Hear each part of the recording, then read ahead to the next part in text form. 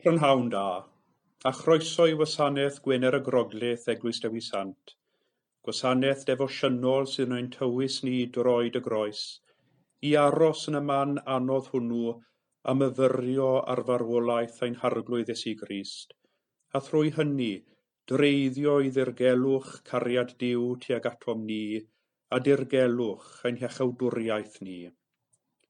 Bod dwyster a ffryddder yn perthyn i naws y gwasanaeth hwn, eto, cyhoeddi yr ydym buddugoliaeth y Groes. Mae'r gair groglith yn gyfuniad o ddau air, sef grog, hen air Cymraeg am groes, a llith, sef yr enw a rhoddir i'r darlleniadau o'r Beibl a gawn mewn gwasanaethau'r Eglwys.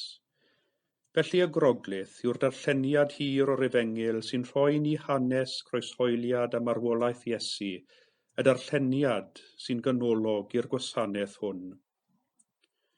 O dan amgylchiadau arferol, byddai Eglwysi Cymraeg Caerdydd yn dod at ei gilydd heddiw, mewn gwasanaeth ecwmenaidd.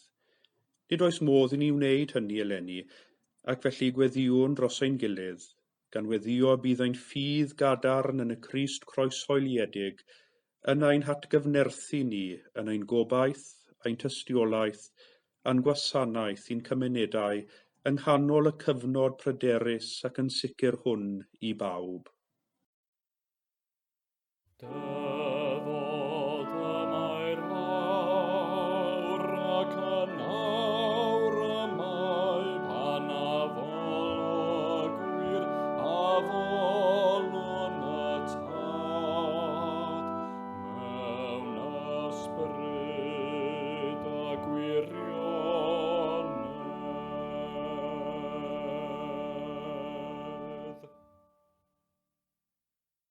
O'i gael ar ddull dyn, darostyngodd Crist ei hun, gan fod yn ifydd hyd angau, angau ar groes. Am hynny trad yr chafodd Duw ef, a rhoedd o'r enw sydd goriwch pob enw. Dyma ddydd y groes, dydd buddugoliaeth. Do, carodd Duw y byd gymaint nes iddo rhoi ei unig fab, mwyn i bob un sy'n credu ynddo ef beidio a mynd I ddistryw, ond cael bywyd tragwyddol. A ddolwn di, o Grist, a bendithiwn di, am I ti trwy dy groes sanctaidd brynu'r byd. Trwy aberthu dy fywyd ar y groes, byryddheuaist dy bobl, arna ti y dybyniwn ni'n hachub a'n cynorthwyo. Gweddiwn, o llalluog dad, edrych yn drigarog ar dy deulu yma, y bu Iesu Grist ein harglwydd yn barod I gael ei frydychu ar ei fwyn, a'i droddodi ddwylo pechaduriaid a dioddef angau ar y groes.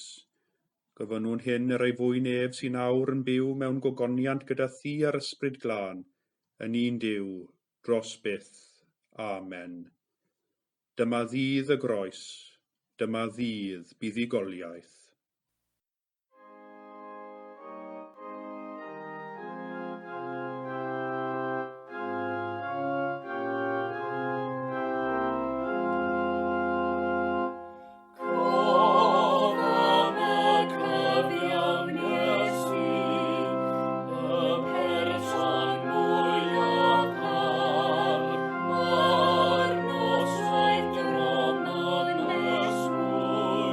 Min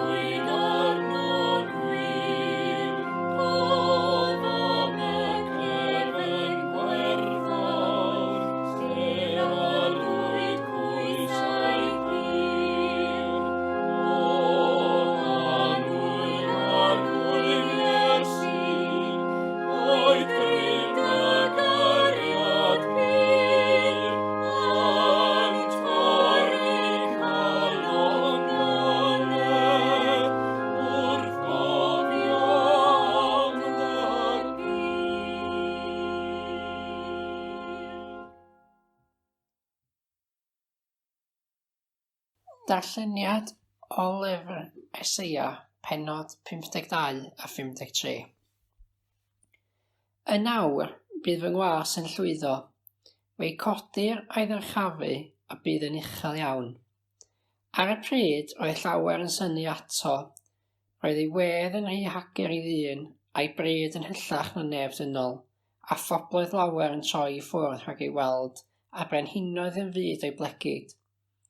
Ond byddant yn gweld peth na seglurwyd iddynt, ac yn deall yr hyn na chlwsant amdano. Pwy a gredai'r hyn a glwsom? I bwyd atgyddwyd braich yr arglwydd. Fe dyfodd o'i flaen fel blagurin, ac fel greiddyn mewn tir sych. Nid oedd na ffryd na thegwch iddo, na harddwch i'w hoffi wrth i ni ei weld. Roedd wedi ei ddirmygu ei wrthod gan ddynion, yn ŵr clwyfedig, cyfarwydd a dolyr. Yr oedd e'n fel pen cuddio'n hwynebau oddi wrtho, yn ei ddirmygu ac yn ei anwybyddu. Eto, ein dolyr ni a gymerodd, a'n gweilaidd ni a ddygodd, a ni'n neu gyfrif wedi ei glifo a'i daro gan Dduw a'i ddarostwng. Ond fe'i harhollwyd am ein troseddau ni, a'i glwyfo am ein hanwireddau ni. Roedd pris ein heddwch ni arno ef, a thrwy ei gleisiau ef y cawsom ni a chad.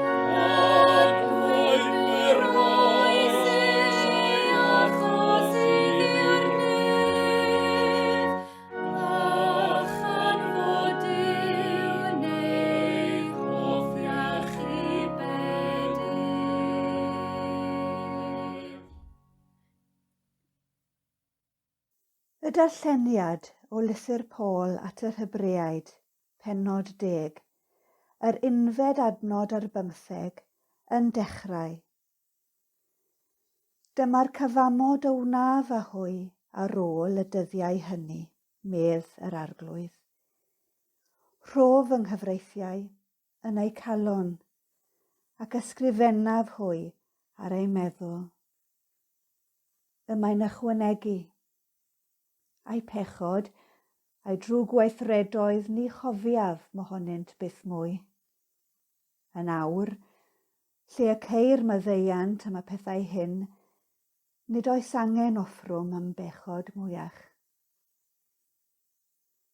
Felly frodyr gan fod gennym hyder i fynd i mewn i'r cysegr drwy waed Iesu, ar hyd ffordd newydd a byw y mae ef wedi ei hagor i ni drwy'r llen, hynny yw trwy ei gnawd ef, a chan fod gennym offeiriad mawr ar dydd Dduw, gadewch i ni nesau a chalon gywir, mewn llawn hyder ffydd, a'n calonnau wedi eu taenellu'n lân oddi wrth gydwybod ddrwg, a'n cyrff wedi ei golchi â dŵr glân.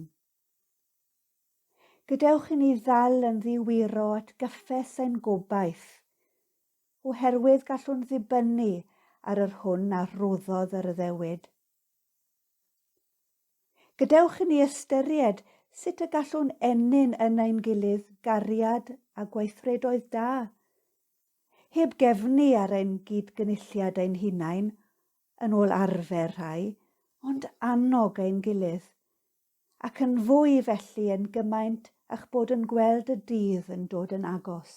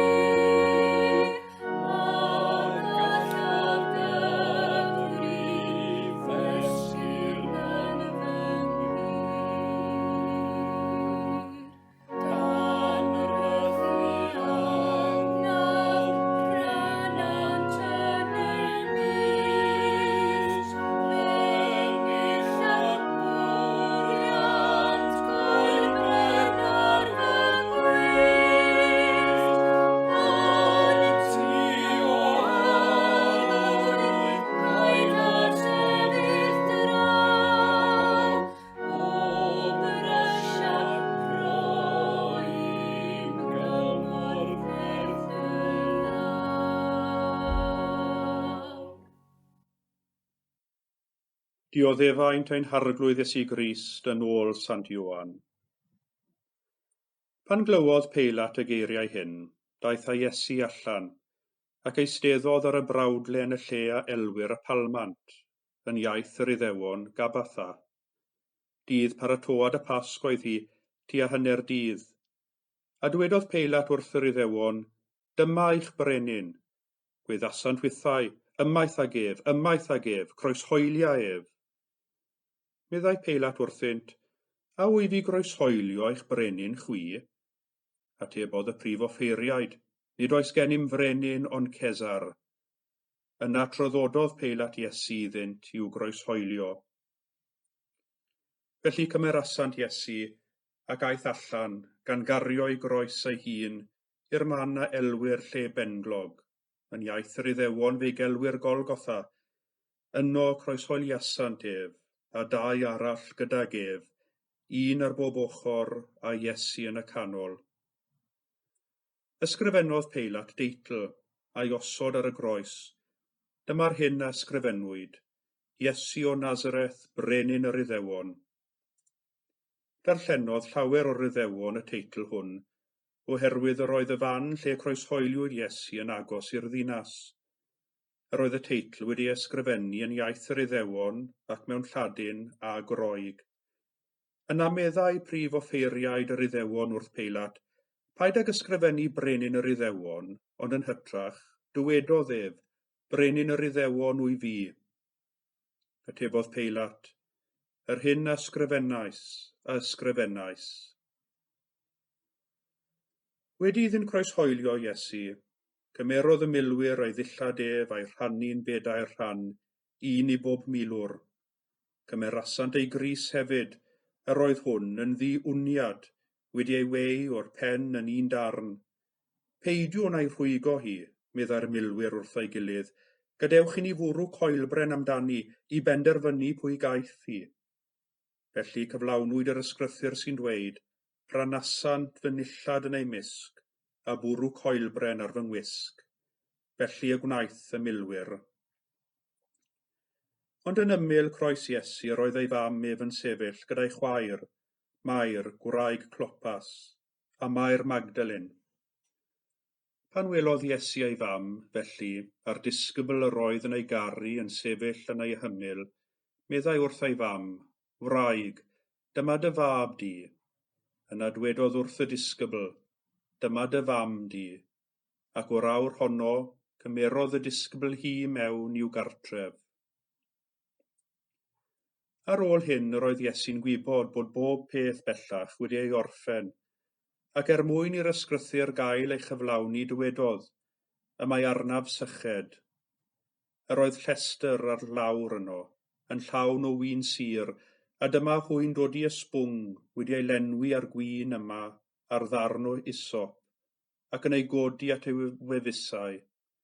Yna, wedi iddo gymryd y gwin, dywedodd Iesu, gorffennwyd. Gwyrodd ei ben a roi fyny ei ysbryd.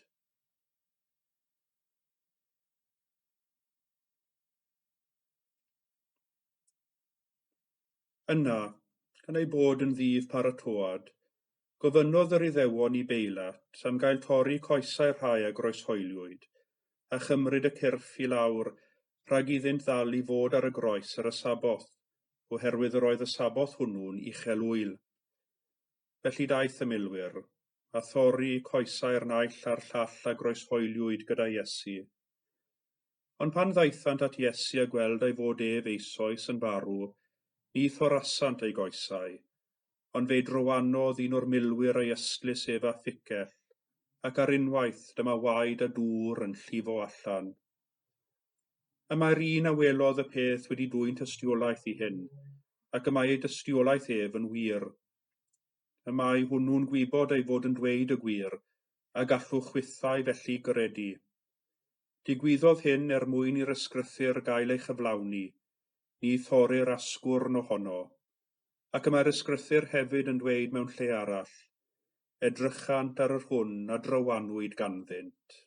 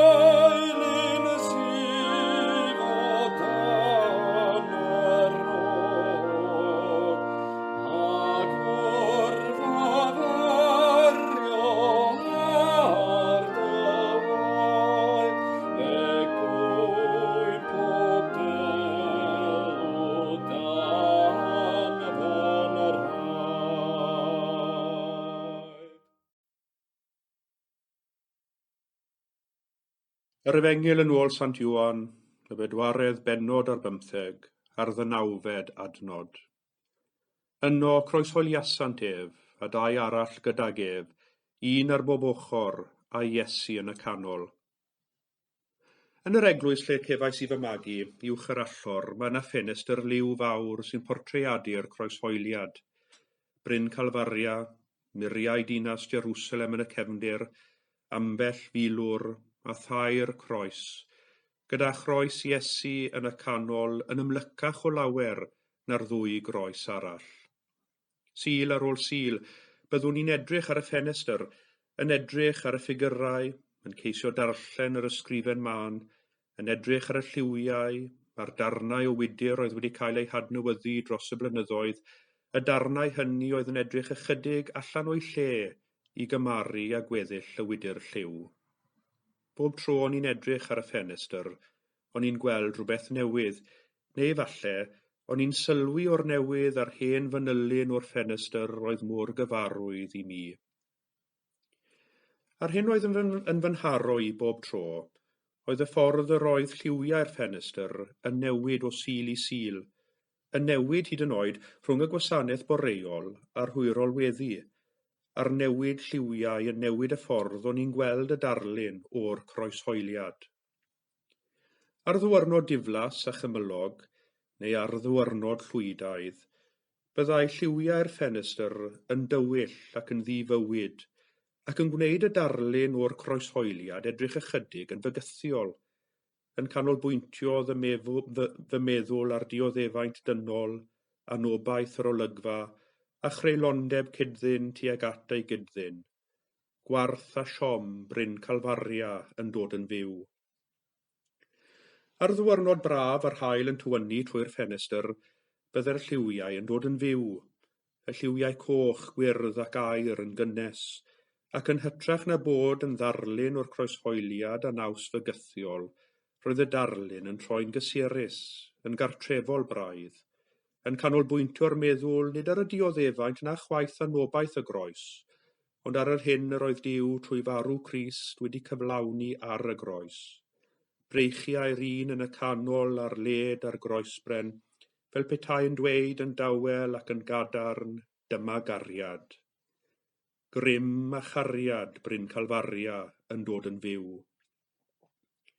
Ac yna'r ddwyrnod braf iawn, pan oedd yr haul yn llifo trwy'r ffenestr, roedd lliwiau'r ffenestr yn troi mor llachar a thanbaid, anoedd oedd gweld y darlun cyfan, y croeshoeliad, anoedd oedd gweld y gŵr a'r groes yn y canol. Roedd y lliwiau ymryliw yn gymysg I gyd, yn troi y ffenestr bron yn lliw aur gogoneddus, yn canolbwyntio'r meddwl I fi ta beth, ar fuddugoliaeth a gallu'r groes I weddnewid bywydau. Gallu Duw I weddnewid Golgotha, lle penglog, y lle o anobaith a dioddefaint, yn lle o fuddugoliaeth. Buddugoliaeth Bryn Calfaria yn dod yn fyw. A bob tro dwi'n darllen yr hanes am groeshoeliad Iesu, pan dwi'n cau fy llygaid, y darlun yn y ffenestr liw uwch yr allor yn yr eglwys lle cefais I fy magu sy'n dod i'm cof, sy'n lliwio'r ffordd dwi'n darllen yr hanes. Weithiau fe welaf warth a siom y groes, weithiau fe welaf gariad a grym y groes, weithiau fe welaf fuddugoliaeth y groes, ond bob tro fe welaf Iesu yn y canol. Heddiw, wrth reswm, mae'r hyn sy'n digwydd yn ein bywydau, mae'r hyn sy'n digwydd yn ein byd, yn lliwio'r ffordd dyn ni'n gweld y groes. Ac efallai eleni yn fwy nag arfer, wrth edrych ar olygfa Bryn Calfaria, fe welwn ddioddefaint a siom ac efallai anobaith yn fwy nag arfer, oherwydd mae'n bywydau wedi troi ben I weired, mae'r byd wedi droi'n ben I weired, a hynny oherwydd feirws. Ac ni allwn anwybyddu'r loes, y pryder, y dioddefaint a'r galar, y mae cymaint ar draws y byd yn ei deimlo heddiw. I nifer, y mae heddiw yn wener y groglith personol iawn. Ac eto, fel Cristionogion, cawn ein galw i ganolbwyntio ar yr Iesu croeshoeliedig yn y canol. Yno, croeshoeliasant ef, a dau arall gydag ef, un ar bob ochr a Iesu yn y canol, meddai Efengil Ioan wrthym heddiw. Mae pob un o'r Efengylau yn gwneud y pwynt ac yn tanlinellu'r ffaith nid Iesu oedd yr unig un i gael ei groeshoelio y diwrnod hwnnw. Roedd groeshoelio'n ddull dienyddio digon gyffredin yn yr hen fyd, enwedig ymhlith y Rhufeiniaid. Mae Efengyl Matthew a Marc yn dweud wrthym mae lladron oedd y ddau ddienw arall a groeshoeliwyd naill ochr a'r llall i'r Iesu. Mae Efengyl Luc yn ei disgrifio fel troseddwyr heb roi unrhyw gliw i ni o natur eu trosedd. Dydy Efengyl Ioan ddim yn dweud dim wrthym am y ddau a groeshoeliwyd gyda Iesu. Mae pob un o'r Efengylau hefyd yn pwysleisio ac yn tanlinellu'r ffaith mae Iesu oedd yn y canol.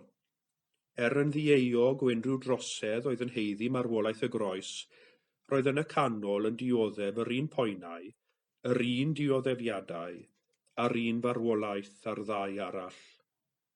Yng ngolwg y rhai oedd yn wawdio, i'r rhai oedd yn ei gablu, roedd Iesu ddim yn wahanol i'r ddau arall oedd wedi groeshoelio naill ochr a'r llall iddo, yn euog neu'n ddi-euog, yr un oedd ei tynged, yr un oedd ei poenau, yr un oedd ei gwarth.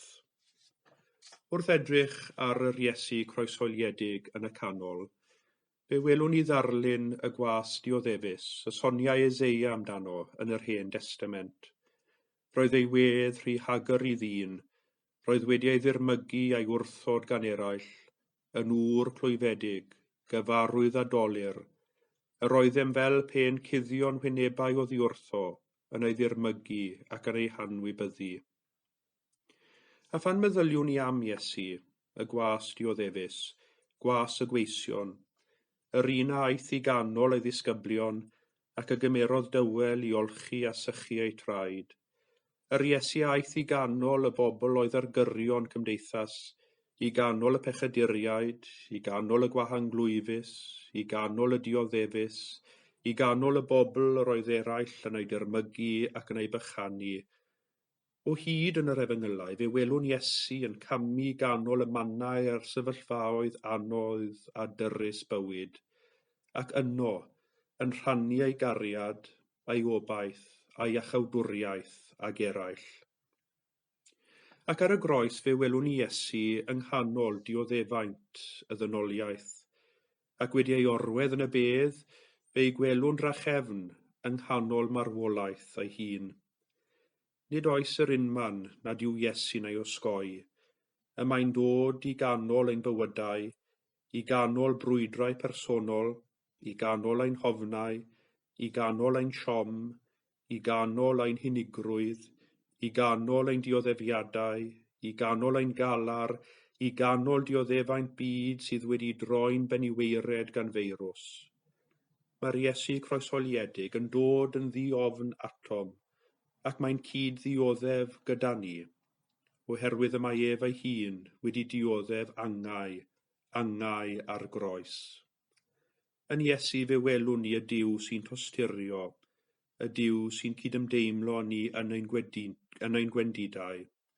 Ond yn bwysicach byth, fe welwn y Duw sy'n rhoi ni nerth a gobaith a thrwy ei gariad ar waith yn ni, yn troi gwarth a siom a marwolaeth Bryn Calfaria, yn wawr am ryliw fuddugoliaethus bore'r trydydd dydd. Dyma rym ein ffydd yng nghroes Crist. Nid marwolaeth sy'n cael y gair olaf, ond bywyd. Iesu yn y canol, y Iesu croeshoeliedig, ar waith yng nghanol ein bywydau ni, yng nghanol dioddefaint y byd. Mae cerdd gan Gwenallt sy'n disgrifio taith y Cristion trwy'r Garawys, ac yn drawiadol iawn mae'n ei disgrifio fel dyn yn mynd ar drên stêm ers lawer dydd ac yn mynd i mewn i dwnnel. Mae popeth yn troi'n dywyll ac mae'r daith trwy'r twnnel yn teimlo fel oes, ac mae Gwenallt yn diweddu ei gerdd Anobaith arwynebau wrth i'r trên saethu o'r twnnel i'r ehangder gwyn, y lliw sydd yn y gorllewin, y Meseia'n machlyd yn goch tros benglog y bryn. Mor dawel ac mor dywyll yw'r tridiau yn y trên, ac mor hir yw pob awr, ond rhyfeddwn a gorfoleddwn pan droi'r y machlyd marw yn oleuwynddwr wawr. Amen.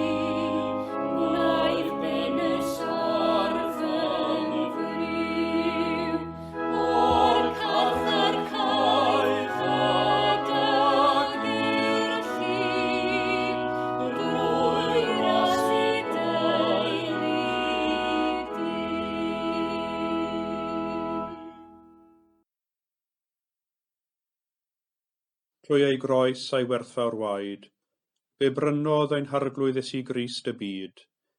Dywedodd wrthym, os oes neb am fod yn ddilynwyr iddo ef, fod yn rhaid iddynt ymwadu â hwy ei hunain, codi ei croes, a'i ganlyn ef ddydd ar ôl dydd. Felly gadewch i ni weddio ar ein gwaredwr, a ddioddefodd ei boenau, a gladdwyd, ac a gyfododd o farwolaeth, a dywedwn, o Grist, mawrygwn di, o Grist, a ddolwn di. Arglwydd ein meistr, trosom ni biost yn ifydd hyd angau, disgyn i wneud ewyllus dy dad, o Grist, a ddolwn di. Arglwydd ein bywyd, trwy farw ar y groes, yr wyt wedi gorchfygu marwolaeth a galluoedd y tywyllwch. Canwrthwya ni adnabod grym datgyfodiad a chymdeithas dy ddioddefiadau. O Grist, a ddolwn di. Arglwydd ein grym, cefais dy ddirmygu, dy ddarostwng fel drwg weithredwr, disgyn i wir ostyngeidrwydd. O Grist, a ddolwn di.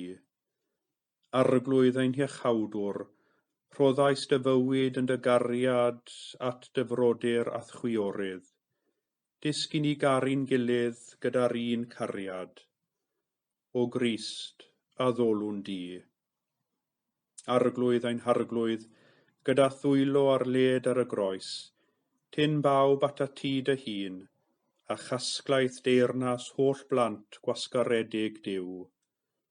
Arglwydd Iesu Grist, a groeshoelwyd drosom, cymorth bob un ohonom i garu fel y cerais ti, i fyw fel y bios ti fyw, i fod yn gymydog i'n cyddynion yn ei hangen, fel y bios ti yn dy drigaredd yn gymydog i ni, a dioddef a marw drosom, gofynnwn hyn yn ei enw. Amen. Fel y dysgodd ein hiachawdwr ni, gweddiwn yn hyderus. Ein tad, yr hwnnwyt yn y nefoedd, sancteiddier dy enw, deled y deyrnas, gwneler dy ewyllus, megis yn y nef, felly ar y ddeiar hefyd. Dyroi ni heddiw ein bara beunyddiol, a maddau ni ein dyledion, fel y myddeiwn unna ein dyledwyr, ac nac arwain ni i brofedigaeth, eithir gwared ni rhag drwg, can is eiddot ti o'r deyrnas a'r gallu a'r gogoniant yn oes oesoedd. Amen.